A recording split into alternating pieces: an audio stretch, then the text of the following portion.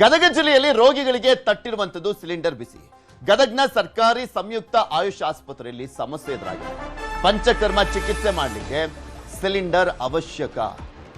ಆಸ್ಪತ್ರೆಗಳಲ್ಲೂ ಕೂಡ ಸಮಸ್ಯೆ ಕಾಡ್ತಾ ಇರುವಂತದ್ದು. ಸಿಲಿಂಡರ್ ಸಮಸ್ಯೆ, ಸಿಲಿಂಡರ್ ಸಿಗದಿರುವಂತ ಹಿನ್ನೆಲೆಯಲ್ಲಿ, ಅಂದ್ರೆ ಗ್ಯಾಸ್ ಸಿಗದಿರುವಂತ ಹಿನ್ನೆಲೆಯಲ್ಲಿ ಪಂಚಕರ್ಮ ಚಿಕಿತ್ಸೆ ಮಾಡಲಿಕ್ಕೂ ಕೂಡ ಪ್ರಾಬ್ಲಮ್ ಆಗ್ತಾ ಇದೆ. ಈ ಹಿಂದೆ 19 kg ಕಮರ್ಷಿಯಲ್ ಸಿಲಿಂಡರ್ ಅನ್ನ ಬಳಕೆ ಮಾಡಲಾಗ್ತಾ ಇತ್ತು. 19 kg ಸಿಲಿಂಡರ್ ಸಿಗದೆ 5 kg ಸಿಲಿಂಡರ್ ಅನ್ನ ಬಳಕೆ ಮಾಡಲಾಗ್ತಾ ಇದೆ. ನಿತ್ಯ 10 ರಿಂದ 20 ರೋಗಿಗಳು ಆಸ್ಪತ್ರೆಗೆ ದಾಖಲಾಗ್ತಾರೆ. ರೋಗಿಗಳು ಸ್ಟೀಮ್ ಮಾಡಲಿಕ್ಕೆ ಗ್ಯಾಸ್ ಬಳಕೆ ಮಾಡಲಾಗುತ್ತೆ. ರೋಗಿಗಳಿಗೆ ಊಟ ಉಪಹಾರ ನೀಡಲಿಕ್ಕೂ ಕೂಡ ಸಮಸ್ಯೆ ಎದುರಾಗಿರುವಂಥದ್ದು.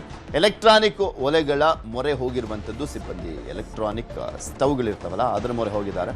ರೋಗಿಗಳಿಗೆ ಸಮಸ್ಯೆ ಆಗದಂತೆ ಸದ್ಯಕ್ಕೆ ಚಿಕಿತ್ಸೆಯನ್ನು ಕೊಡ್ತಾ ಇದ್ದಾರೆ ಇರುವಂಥ ಸ್ಟಾಕ್ನಲ್ಲಿ. ಆದರೆ ವಾಟ್ ನೆಕ್ಸ್ಟ್ ಅಂತ ನೋಡಿದ್ರೆ ಸಮಸ್ಯೆ ಅಂತೂ ಇನ್ನಷ್ಟು ಬಿಗಡಾಯಿಸುವಂಥ ಸಾಧ್ಯತೆ ಇದೆ. ಕಾದು ನೋಡಬೇಕು. ಎಲ್ಲ ಕಡೆನೂ ಕೂಡ ಸಮಸ್ಯೆ ಎದ್ದು ಕಾಡ್ತಾ ಇದೆ. ಹೋಟೆಲ್ಗಳಲ್ಲಂತೂ ಹತ್ತತ್ರ ಒಂದು 60% ಮುಚ್ಚೋಗಿದ್ದಾವೆ ಬೆಂಗಳೂರಿನಲ್ಲಿ.